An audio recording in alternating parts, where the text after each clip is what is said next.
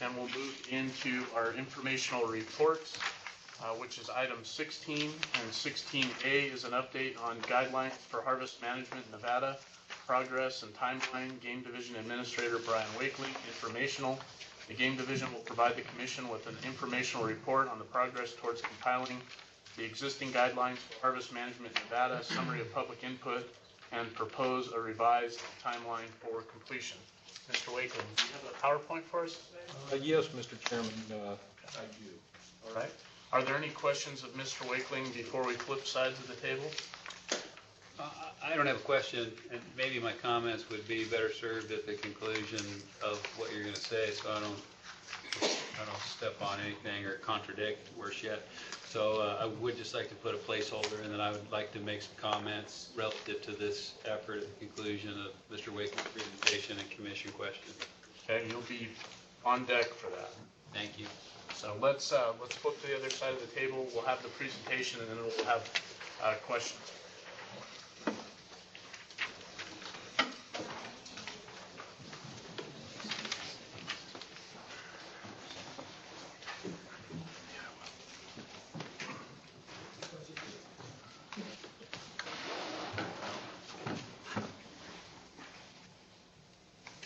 Thank you, Mr. Chairman, members of the Commission.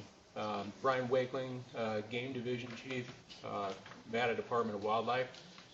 We wanted to provide you with an update on kind of where we are in the process of the overall harvest management guidelines, public input, agency input, kind of the scoping process we're going through. There is a draft that we've compiled. It's been available to the public. We've shared them with the public. We've received a fair degree of public input thus far. It was placed, that input was placed on the support material Tuesday evening. In case anybody happens to be in the audience here in Reno that doesn't have a copy of that, we did bring some copies of that along, but it is still available there. So I wanted to kind of go over an update on what we've completed so far, and then kind of go over the presentation. It's kind of an abbreviated presentation of what we shared with the public.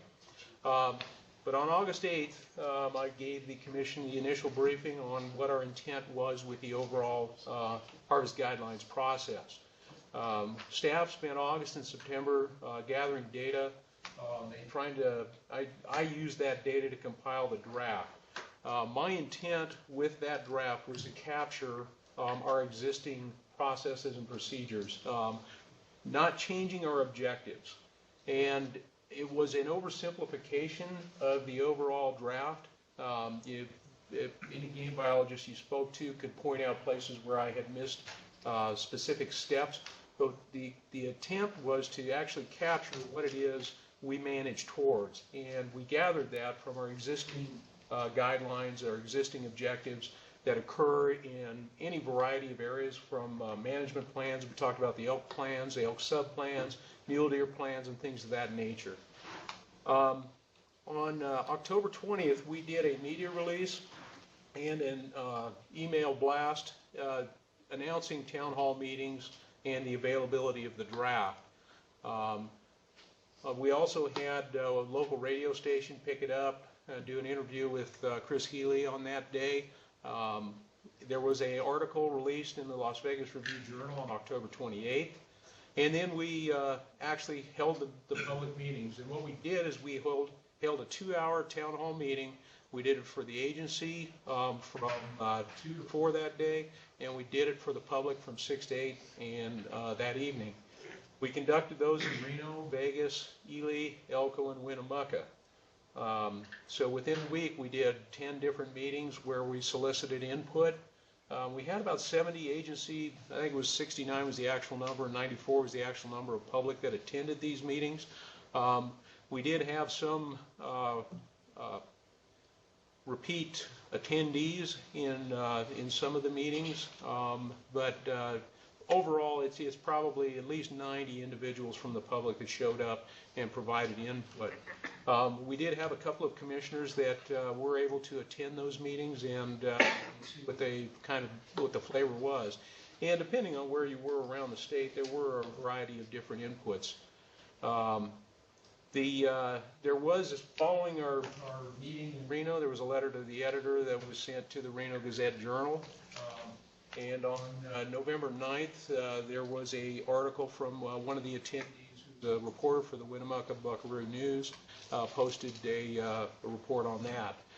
Also, this was available on a lot of social media, and it was everywhere, you know, Nevada Muleys, Eastman's, Mule Deer Foundation, and then some of the, a variety of other areas that was also noted.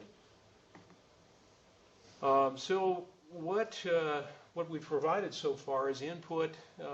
All the comments that we received, if we could surmise what the point they were trying to make with a particular comment, we tried to capture that and summarize that. We asked at the public meetings that they make sure that I capture those comments correctly and accurately, and feel free to correct me. We took written comment, and we've received so far 22 individual comment letters from the public, and 3 from the agency. I attended the Carson Cab meeting on November 9th. They had contacted me and some a little additional information. It was it was proximal to where I was in Reno, so I was able to actually get there. And then all of this information was posted on November 10th. And we sent this out to the cabs and the commission to notice them that it had been posted. We also distributed the actual documents because there was going to be a little bit of time before we actually had the sync up that occurs when we post it on the website. And so we sent it out to all the attendees of the town hall meetings that provided us with email addresses. It was an 18 megabyte file, even being a zip file, so it was pretty large, and so it's certainly possible that they did not receive or got blocked. Simply having a zipped message oftentimes can block it. And so we distributed that link to the folks that attended the town hall meetings on November 12th as well. So we've been trying to get this information out, and one of the messages that we've tried to share with everybody as we went through this is this was the start. This wasn't a one-time in and out kind of a deal. We have a long-term plan to get this to continue to receive public input and review, both internally and externally. And so what I'll do here real briefly is to kind of share some of the information that we shared with at the public meetings. I've eliminated some of the slides simply for to streamline it a little bit here. So what we covered is what are harvest management guidelines. What do we intend for that to be? And essentially, we're looking for those to be a definition of objectives that we're managing towards. It's a recipe then that our game biologists can use to formulate a recommendation and provide that to the commission. It also helps us, because it's a compilation of existing objectives, they're scattered all over the place currently, trying to bring them in one place.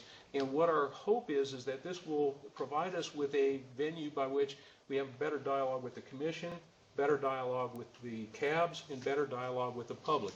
If we all know what we're managing towards, our recommendations will be more consistent. There are several objectives that we currently manage towards, but they are somewhat unwritten. And a lot of our antlerless harvests and things of that nature don't have a real good definition there. And so what we wanted to do was try and provide that. One of the other things that we've got in several instances is conflicting direction. For instance, our bear management plan has got some objectives in it that we have chosen to be more conservative with because we've also got a bear report. And so we're looking to the commission for some direction on how we can be more consistent. And this is not today that we're looking for that direction. This is the long-term projection on trying to get this completed, and that would be that direction. Another example I'll point out, deal with pronghorn. I'll point that out when we get to that So what the harvest managements are not supposed to be is new. They're supposed to be what we're already doing. We are asking the public for their input on it, and we're also asking the agency for their input on it. If there's opportunities to make this better, then we want to take this opportunity to do that. But we're not proposing anything new at this point in time. It's also not commission regulation. So should the commission choose to deviate from a guideline when we get to a season setting or quota recommendation process, it is the commission's prerogative to do that. If the agency should make a recommendation that's contrary to the guidelines, we would certainly identify what we did and why we did it. But it's also not binding for the agency, it's not binding on the commission. It's a way to identify the objectives and the guidelines that we want to manage towards. It's our overall overarching objectives. As we go through the management guidelines, what we're asking the public to do is give us some feedback, asking the agency to look at ways that we can make this better, but we're not going to deviate from existing statute or existing NAC. We have to respect that. We also have to respect commission policy. If we've been given direction by the commission, then that is something that we need to continue to follow. The commission, the policy review process, we will definitely provide input. In some instances, we may, this may be part of the input that we provide during that review process, but we will be consistent with policy. Our objective is to support the county advisory boards. And one of the things I failed to mention is we also had distributed all of the guidelines to the CABs with another cover letter trying to explain what our objectives were, how we were trying to assist. We did have, in at least 2 instances, CAB leadership attend some of these meetings and point out how important it was that the number of people that attended these meetings also choose to attend the CABs. Our goal ultimately is to focus on making this as simple and as standard as we can, but we won't sacrifice the biology, we won't sacrifice our ability to enforce it, we will not sacrifice people's desires simply to simplify or standardize. But we do want to make it simple, and we do want to make it as standard as possible. These are the kinds of things that help knock down barriers, that increase the likelihood that people are going to participate in something that we feel is very important. So I had shared, and this is slightly modified from what I had shared with the public, and it's also differs from what I had originally shared with the commission in August. Basically, this is the timeline that we have laid out that we're going to attempt to follow in getting these guidelines adopted. We informed the commission in August, September and October gathering data, November here we are sharing the input we received with the commission, and we've also gathered it from the public. We continue to review and revise this in December and January. We may identify, based on all the input we received to date, we may identify a questionnaire or survey that we may want to pursue with the public at large, the general hunting public. And I had originally said I would come back to the commission in February and try and present a final document. Fortunately, the commission doesn't meet in February, so I've got an out. But also, Chairman Drew also pointed out that he thought this was an aggressive schedule when we originally laid it out. Turns out he's right. So what we've chosen to do is push that back a little bit and spend a little bit more time gathering public input. We scheduled our public input meetings during November. The first week in November, that was largely by design because we wanted to ask people what they were thinking about hunting during the hunting season when it was fresh on their minds. We did have some objections presented by that. Some of the public had suggested that that was a bad time of year to get input, largely because hunting seasons were going on and people weren't available.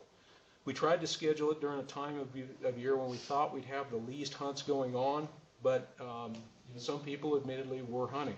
But again, this is not the end of it. We intend to go back either, and this is when we went to the public, we told them we'd be back in early March.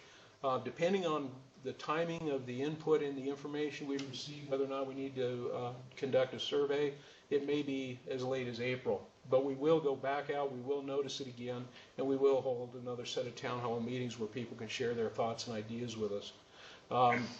Following that, based on their input, we'll come back, we'll provide an update to the commission in May, and then ultimately in June, we would like to present a set of guidelines that the commission may choose to adopt.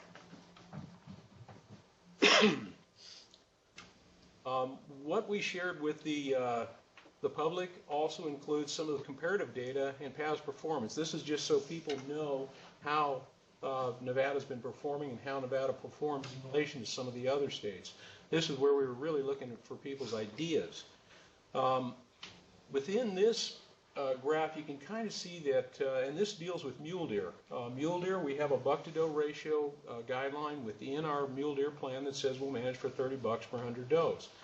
And you can see the black line in this graph is the buck-to-doe ratio, and you can see that we've done a pretty reasonable job. This is measured buck-to-doe ratio. We've done a pretty good job of keeping it pretty close at 30. We've also got the bars indicate our a model population size, and the dotted line indicates what our measured fawn to doe ratio is. And you can see that as our fawn to doe ratios exceed 50, we tend to see populations go up. When they drop below 40, we tend to see populations decline. And so that's kind of one of the guidelines that we'd adopted, or we looked at, was 40 to 50 fawns per 100 does. That tells us what our population is likely to do. Also, when you look at, and this looks at some other statistics in addition to buck-to-doe and fawn-to-doe ratio, the red line in this graph shows what our buck-to-doe ratio has varied around recently. And you can see that we do have some variability around that, but basically we've been able to keep it between 25 and 35 bucks per 100 does. As we start to have increases in fawn-to-doe ratios, we're able to provide greater chances for people to participate. But one of the other measures that we have is the percent 4-point or better. And if you note that, you can see that we've been running, even of late, at 37% of the bucks harvested are 4-point or better. What this indicates is about 1 in 3 people who draw a tag are successful, a little higher than that, and also for those who harvest, 1 in 3 people are harvesting a 4-point or better buck. And so when you compare that with some other states, Arizona currently manages for 20 to 30 bucks per 100 does with a 15 to 25% hunt success. California doesn't currently have a buck-to-doe ratio, but they do manage for a hunt success, and they're experiencing about 21. Colorado is one of the few states that has a buck-to-doe ratio as high as Nevada does. Idaho, Oregon, Utah, most of their standard units are lower. So when you look at the overall statistics, Nevada provides for a pretty quality experience. You get a pretty good hunt when you get to go.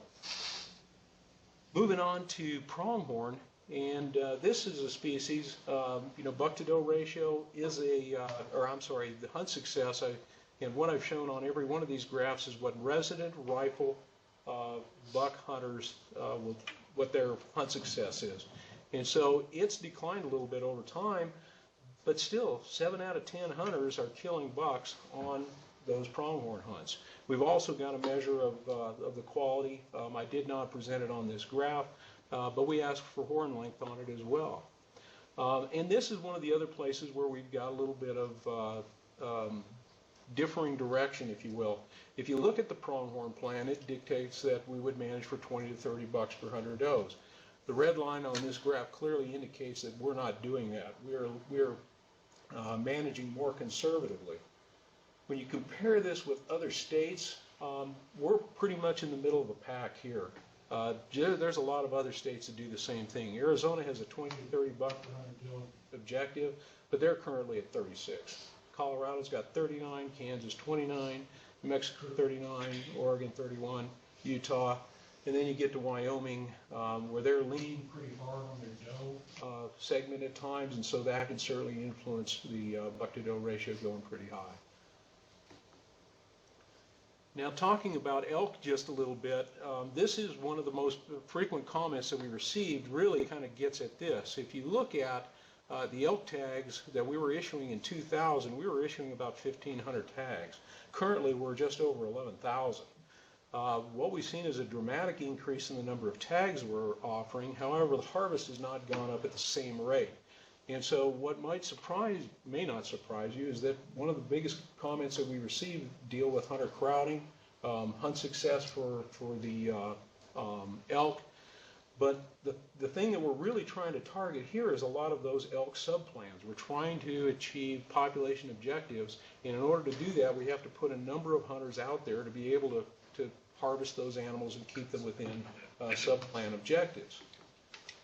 Even with that, when we look at the rifle bull elk segment of this, and again for resident hunters, over 1 in 2 hunters are harvesting a bull elk if they draw a tag. Their hunt success is over 55%, and if you look at the dotted line on this graph, this indicates what the 6-point or better is. And of that 1 person and 2 people that kill bulls, 7 out of 10 people who kill bulls that have 6 points or better. It's an extremely conservative hunt structure on the bull segment, and provides a very high quality hunt. We're still running bull to cow ratios that are approaching 40. When you look at other states that manage elk, most of them manage it substantially lower. And there's another caveat with Nevada. We survey during the winter months. We don't survey during the rut, which is the time that most big game are surveyed. And so although our measured bull to cow ratios at 38 are realistically, our true bull to cow ratio is substantially higher. The final species that I went through was desert bighorn sheep. And this is a species that we have seen consistently high hunt success, high bull to cow ratios. We have seen some declines in lamb to ewe ratios, but this could certainly be influenced by some of the disease issues that we're experiencing. There's a variety of different approaches that different states take to managing. Just about all of them look at their mature rams. But Nevada specifically looks at how many total rams and how many mature rams. And what this has yielded over time has been a pretty conservative hunt structure that still yields, the average ram that's harvested is still about the mid-150s, exceeds 6 years of age. This is what we want. This is what we're trying to target. The first year we had the anti-ram regulation, we certainly saw people kind of throw things to the wind, but with no change to that regulation, we've seen that average score and average age come back up. Again, a conservative harvest and a quality experience. Now, with the comments that we've received on hunter crowding, we wanted to provide the public with a view of what our season structure looks like. This is what it looks like in western Nevada.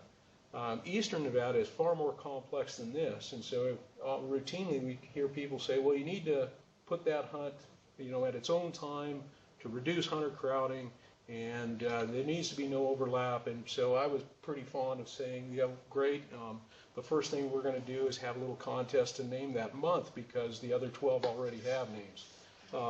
There just isn't a lot of time to stick them in there. So then we turned around and came back to the public and reminded them about our biological sideboards, that we wanted to hear from them. These were the ungulate examples. We're certainly looking at everything from fur bearers to bears to lions, any input we had, small game, upland game. And we have the ability to manage fairly broadly within biological sideboards.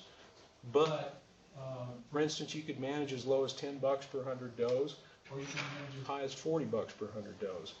Biologically, we have no implications due to that, but it has huge implications on the participation. if you're interested in going on a hunt, the higher the buck-to-doe ratio, the bigger the challenge is going to be to get drawn. If you manage for $40 per 100 does, the quality of the experience you have when you do get to go is going to be dramatically different than if it's $10 per 100 does. And so we've asked for the public to give us their thoughts on that. And then we reminded them, you know, I'm writing these things down. Did I capture your comments accurately? Feel free to give us written comments. If I'm not doing it accurately, send them in to us, fax them in to us, hand them in to us. What we really want to focus on is what are we doing now that you like, and what can we do better? So, come back to the revised timeline. What we plan to do with the feedback we've received so far is we tend to form a team and start evaluating that feedback. And then we need to identify questions we want to ask the hunting public about. And then if there are any, we don't know for certain whether or not there are at this point in time, then we would conduct any needed survey. Then have that team identify revisions we want to incorporate, and then we want to post that revision so people have an opportunity to comment on those. We'll want to go back and have town hall meetings again in March or April, summarize that input, come back to the commission in May, and then review and revise one final time and present it to the commission then in June. That's pretty well concludes the presentation that I prepared. And I'm certainly open to any questions after Director Wasley has his shot. All right, if we could shut the screen, we'll flip back to the other side of the table. We still good on sound? Yeah, she hasn't called.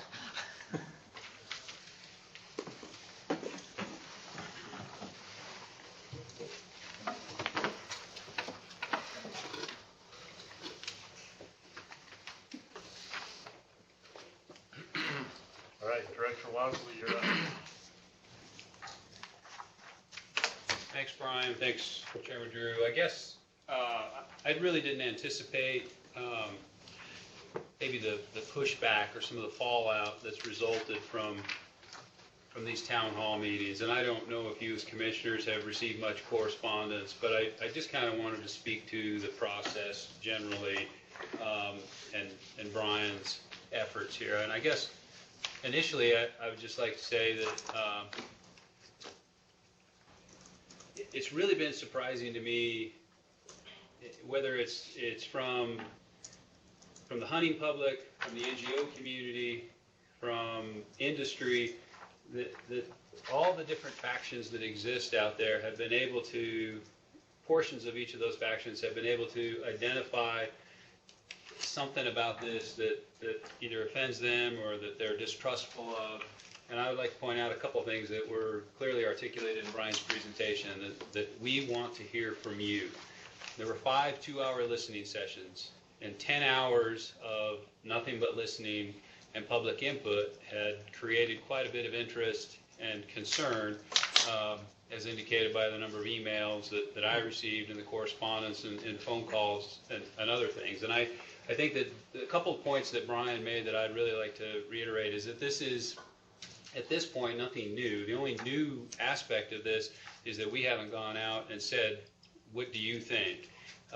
One of the concerns that has been expressed is that, well, we already have a CAB process. And I would like to point out that this commission approved a survey of mule deer hunters recently. And that survey, the results of those mule deer hunters, and when we're talking about hunters in Nevada, as we talked about yesterday, we're talking about 3% of the population. Not all of those hunters are big game hunters. Not all big game hunters are mule deer hunters. But of those mule deer hunters, which is some number smaller than 3%, only 6 in 100 were either aware or had attended a CAB meeting in the past 3 years. There is, I think, great value in inviting the public to share their thoughts and views in the town hall type concept. One of the concerns that I personally heard was that we already have this CAB process, and I value the CAB process. I think it's an incredibly robust opportunity to provide input to the commission, but I don't think, partly due to that data and partly due to what we see in terms of attendance beyond cabs when we don't have a hot issue, I think speaks to a need for us to look for ways to engage more people. And this town hall opportunity could be certainly a way to springboard more involvement. We've got several county advisory boards where we haven't even been able to establish a quorum of late, and we've seen a decline in representation in this commission by those cabs. So I definitely wanted to speak to that perception of loss by those folks. As far as the hunting season angle and the timeline that Brian laid out, again, I think that there is ample opportunity. I think it's great to solicit input at a time when the hunting experience is fresh on people's minds, as well as several months later. I think it's important to recognize that this isn't a one and done. This isn't anything new, as Brian put it. I've been surprised at some of the input that I've received internally, and it just, I guess, my comments, I just wanted to address some of the concerns that I suspect some of you are hearing, some of the concerns that I'm hearing, and kind of have a public endorsement of these efforts to consolidate the guidelines. When we talk about guidelines, I didn't hear Administrator Wakeling refer to any one thing as though he was advocating for it. It's simply an assessment of where we are. I think it's long overdue, a consolidation of how we're currently managing our wildlife. In terms of the objectives, we've had a request by field staff for direction. For example, when do they initiate antlerless hunt? And we may have a biologist in one part of the state who initiates one with the exact same habitat and population conditions that another biologist has who resists that notion. So having some guideline will help achieve consistency, and also compiling those guidelines that have already been approved by the commission, taking those various plans that exist in those places and consolidating it into a single, clear, coherent table to not only provide clarity and direction to our biologists, but also to make it easier for the commission as we go through setting quotas for 7 or 8 different species during those meetings. We can look at where that recommendation is. As indicated in the presentation, it's not NAC, it's not NRS, and the commission can act beyond those things. So I just kind of wanted to speak to the process, some of the perceptions out there. And I'll tell you that my initial reaction was, do we really need to do this? So I understand others having that same reaction. But in actuality, I do think it's beyond the time to do it. I think it'll provide value not only to the commission, but consistent direction to our people in the field, and it'll make a more transparent and efficient process as we bring forward those recommendations. And I just wanted to clear that, and certainly if there's questions about some of the specific concerns, if any of you heard them, that I'd be more than happy to try to answer or pass the buck to Brian. Okay, before we open it up, I did have one question, and I want to get this on the record because I think there's a lot of misperception on this, but Tony and Brian, it's both of your perceptions that the guidelines will not replace any species management plan that has been approved or elk sub-plan at this time. That basically the guidelines will reference those documents, but it will not serve as a replacement to those documents, correct? Mr. Chairman, members of the commission, I have no intent to replace those plans. However, as I pointed out, with what we're doing with our pronghorn management, we're managing for a much higher buck-to-doe ratio than what's identified within the pronghorn plan. This may very well identify places where we need to update or amend the existing plans. And I don't necessarily disagree with that. I just want to make it clear to people that what we're not doing, and I think probably on the elk side of thing it comes out the most, is we're not trying to replace a locally derived management plan or sub-plan. Mr. Chairman, that's exactly correct. And I think there's a very high possibility that the guidelines could indicate to us where some of our management plans are well out of date, and that's probably another discussion for another day. In regards to the CAB and commission process, I think part of the misperception on where this was going is that I don't know that we, and I'll include myself on this, did a good job of describing where the guidelines fit in the grander scheme of things. So from a commissioner standpoint, from a commission standpoint, my hope with the guidelines is that it would essentially establish when the department comes to us with a recommendation on a season date or a quota, we better understand, CABs better understand, and the public better understands how those dates and quotas were derived. Where I felt the document was lacking on the first cut is it didn't talk anything about, or very little on survey protocol, very little on, I think it's policy 24 in terms of how things go into the arrays. And so to me as a commissioner, what I would like to see is, and we don't have to do it for every species, but what do we do in terms of our survey protocol generally? What do we do in terms of our array protocol as it relates to policy 24? So that we kind of have from start to finish, when we get a quota recommendation, we generally have a better understanding of how that was derived. To me, from a commissioner standpoint, I would find that very valuable. I think the CABs would find that very valuable, and I think the public would find that very valuable. And so I think establishing how this fits in the bigger scheme of things and kind of from start to finish on the department side would be a huge help for us. Once the recommendations get to us, the CAB and commission process, in my opinion, is not going to change. If a CAB wants to make a change or suggest a change, we're going to entertain that. And so I don't see it as a threat or view it as a threat to that process in my mind at all. So those were some of the off the top things I wanted to mention and make sure we're on the same page with. I'll probably have a few others, but I'm going to open it up to my other commissioners for questions or comments at this time. So additional questions? Commissioner Bliss? Thank you, Chairman Drew. Yeah, I just like to, add that I have got those calls and had those conversations where people are scared. One of them is what's broke and what's NDOT trying to fix. And whenever they do something big like this, there's big things coming, and we're all pretty dang happy with the way things are going.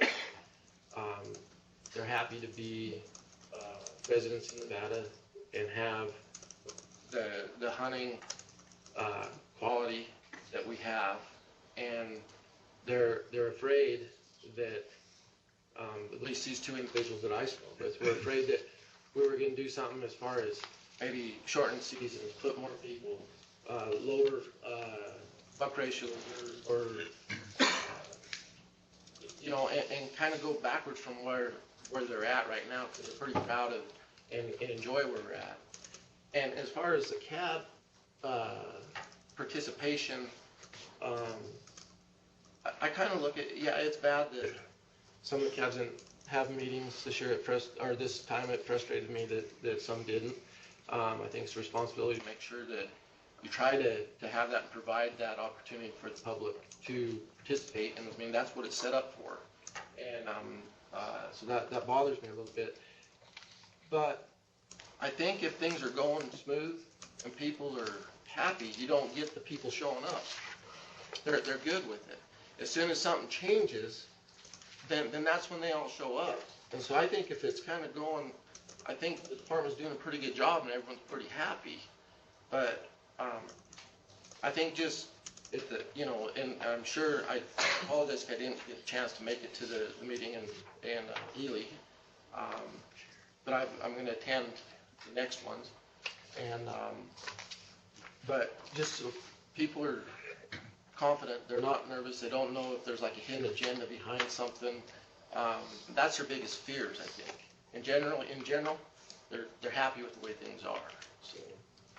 Mr. Chairman, Commissioner Bliss, there have been, I think, 2 comments we've received overall that have suggested we might want to reduce buck-to-doe ratios to put more people in the field. But in no way am I advocating for reducing buck-to-doe ratios.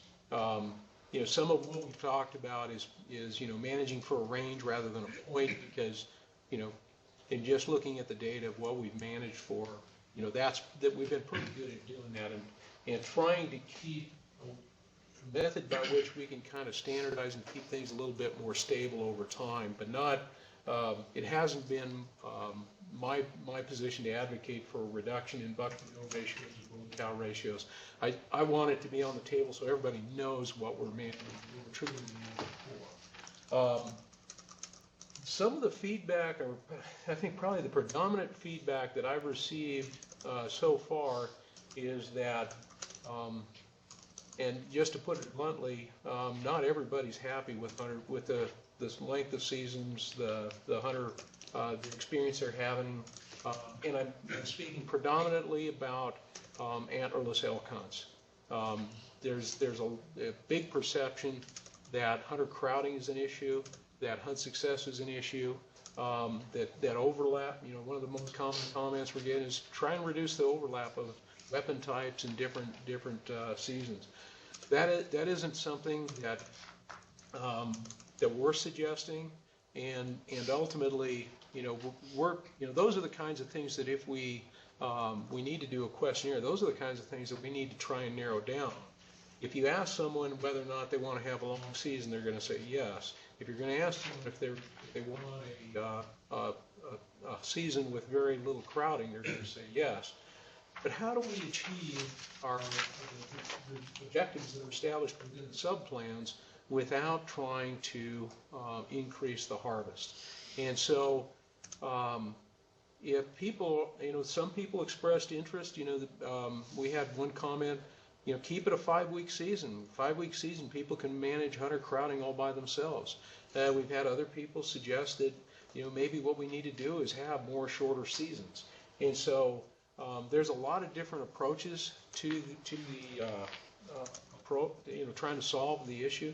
But I believe that a lot of what Nevada does is done very well, and I'm certainly not advocating for change. But there are some aspects of it that the public is telling us that they have some concerns. Commissioner Bliss, additional questions? No. Okay. Questions from the commissioners? Commissioner Moray? Thank you, Mr. Chairman. I did have the opportunity to attend one of the town hall meetings. I think, Mr. Reagan, you portrayed the sentiment very well of some of the comments that you heard. One thing that I could add is that there seemed to be an interest in having these town hall meetings in conjunction with the CAB meetings. And it was also suggested that, if I remember correctly, you told them that it would be pretty hard, since most of the CAB meetings were scheduled around the commission meeting. It'd be hard to get around and do these town hall meetings during that time frame. And there seemed to be a sentiment that the CABs could schedule a meeting, not centered, not in close proximity date-wise to the commission meeting. So there seemed to be a sentiment for that. Now, one question that I do have that Chairman Drew asked, and maybe if you could repeat it so that I can understand it. On these harvest guidelines, I thought I heard you say that they may not change anything, but they may contribute to revisions in our sub-plans. And could you explain that a little bit on what your position is, or what you foresee is happening with that? Certainly, Mr. Chairman, Commissioner Moray. The reference I used in looking at the current guidance that the department has, our pronghorn guides, the plan says that we'll manage for 10 to 20. Currently, we're approaching 40, and so we've clearly been managing between 30 to 40. What that indicates to me is that there may be a need based on the outcome of these guidelines, if that ultimately, and buck to doe ratios may not be the ultimate thing that we manage for, but that's what most states manage for. So ultimately, if we adopt that as the guidelines, that may dictate a need to amend the pronghorn plan. Now, the way I would envision the elk subplans can identify a series of population objectives. Routinely, those population objectives are the number of elk.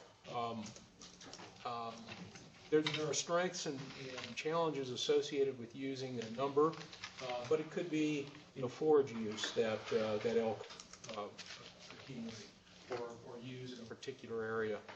Regardless of what that guideline is or what that objective is, we would incorporate that. The elk subplans would inform the guidelines, and so ultimately we would be managing towards what an elk subplan is identified for an objective. If it's a number or if it's a forage use, we would still then use the tools in our tool belt to try to achieve that subplan objective. I don't see this effort adjusting the number of elk. The number or the forage use that's allocated. That is a process that the commission has delegated to those elk sub-planning committees, and I don't see that changing. Does that specifically address your question? I think that gets to one of the points that I had just mechanistically in terms of the document is, from my standpoint, when I read it, it's a hard document to wrap your head around, especially when you go from big game to fur bear to upland game, and so I'm kind of going to skip around on you. In terms of timelines, I'm not so worried about the timelines as I am making sure we get the document right, and you've heard me say this, whether it be at Humboldt County with their elk plan or anything else. So I have no problem taking extra time. If we have to split big game out from fur bears and upland game, I am fine with that. Whatever mechanistically works the best, and let's not tie our hands by artificially placing timelines, although I appreciate a goal and an endpoint in mind. In terms of the document, I think what would be helpful for me is to know what truly is existing guideline as dictated by a subplan, species management plan, make sure our references are clear. So maybe in the elk section, we actually have a table that says, hey, we are bound by these subplans and here are the numbers or other factors that dictate why we're managing for this, so sportsmen clearly understand why there may be a congestion issue, because when I explain it to them, they get it. But without knowing that it's a foreign subject. And then if we are proposing some new guidelines, something that doesn't have a reference to another document, let's highlight that so that the cabs and the public and our commissioners understand, because I feel pretty comfortable with a lot of this, but there are things that I have no idea whether it's new, proposed. So I think just as the review process moves forward, if we can more clearly identify what documents we're referencing to, what is essentially existing guideline, and then highlighting those sections that are either new or proposed or don't necessarily have a reference would be a huge help, I think, just to make the document more consumable from our standpoint. Seemed like a good spot to jump in. Commissioner McNinch. Thank you, Mr. Chair. And so if you're looking for an endorsement of some kind, I fully endorse the process. I think it's, to me, it's a QA/QC audit, whatever you want to call it, of how what we've committed to in some of these plans, especially, and what we've said we're going to do. I'm sitting here thinking of a time where we're going to walk in to a legislative meeting, talking about the things that we're doing.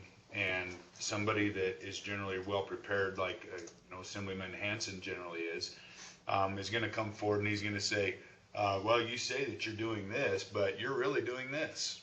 And it's nice to know that, so that if we're not doing exactly what we said we were going to do in these plans or whatever it is that we're managing by, we can either modify them, modify what we're doing, modify to them, or modify them, or at least justify why we're not.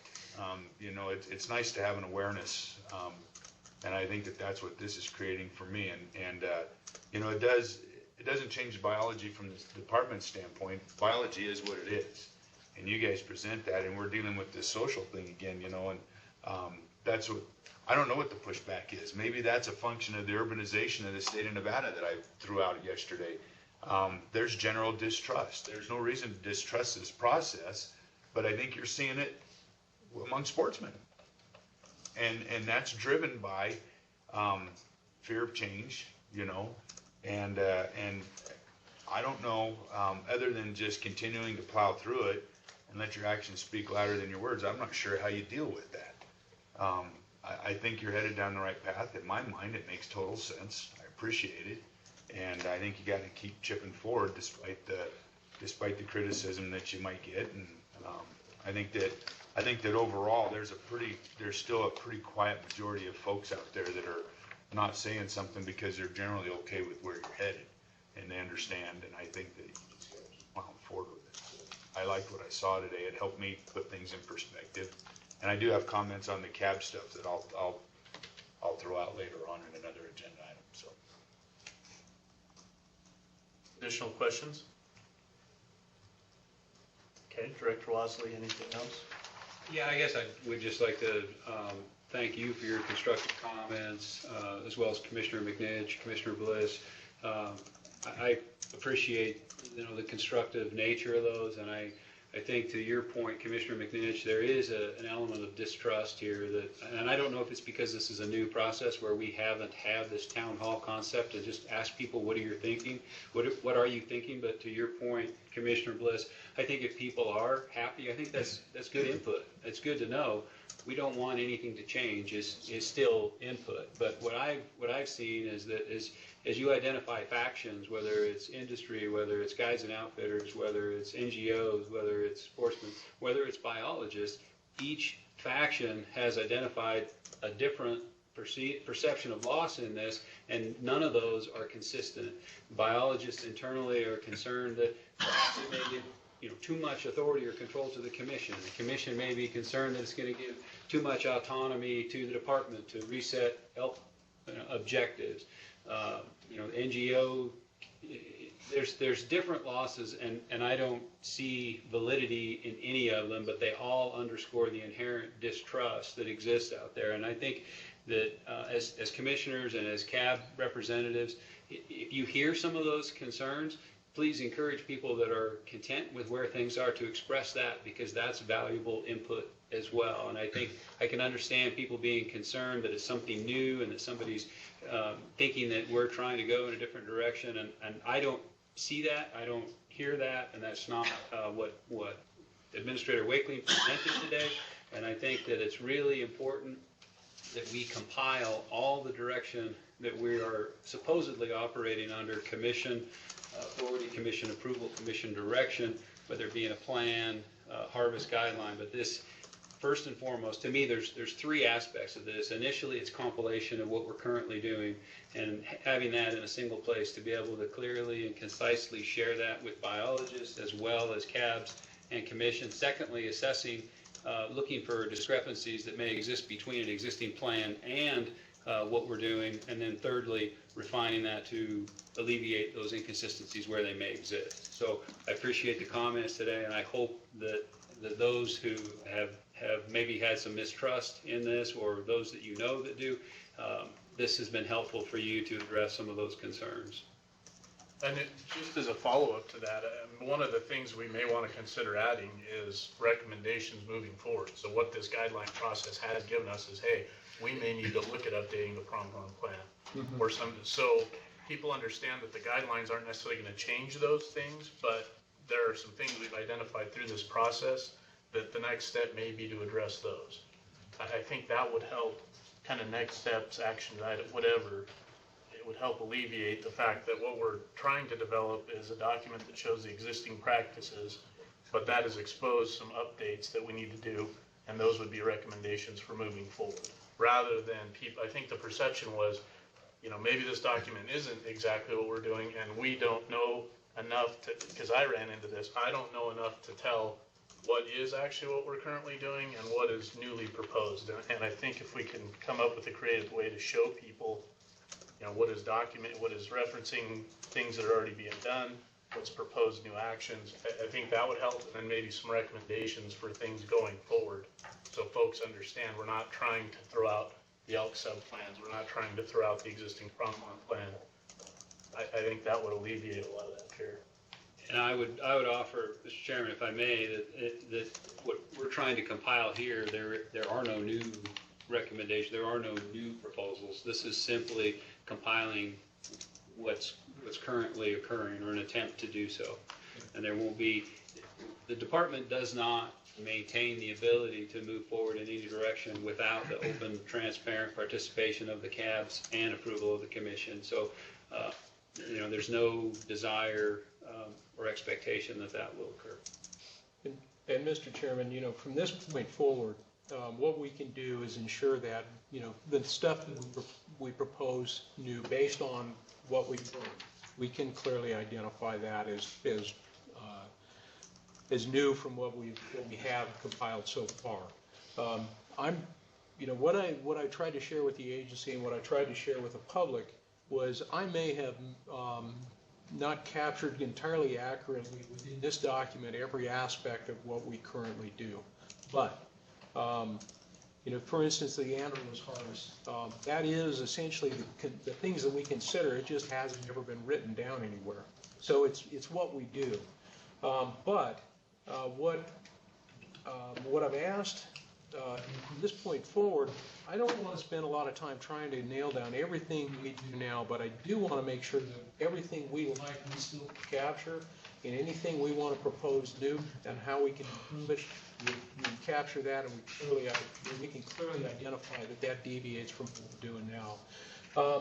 Other aspects, if you've had the opportunity to look at the comments, a lot of the comments we received don't have any bearing on our harvest guidelines. I mean, we received comments on waiting periods, for instance. And I wanted to capture that and share that with the TAC committee, because that's something the TAC committee is certainly working on currently, some of the considerations they have. And so just based on the point, we had 13 pages of written comments that I was able to capture off of flip charts. There are some people that have some ideas on how we can do things better. I didn't spend a lot of time trying to correct people if they had a misconception about what we were doing. I just captured their comments. And so some of these, we're already doing. But I think this provides us an opportunity to kind of review what we're doing now, and we'll continue to brief the commission on this. We'll continue to brief the CABs. I would welcome an opportunity to get to every single CAB and share this with them. I think that would probably be the best venue. But one of and I believe it was at the Elko meeting, they pointed out that, the CABs are challenged. This has nothing to do with harvest guidelines, but the CABs are sometimes challenged because they get information about what's going to be on an agenda, but they don't necessarily understand what the agenda discussion is about. And so they've expressed frustration in at least one meeting about that. And so we did essentially 10 hours of public meetings and 10 hours of agency meetings in 5 days.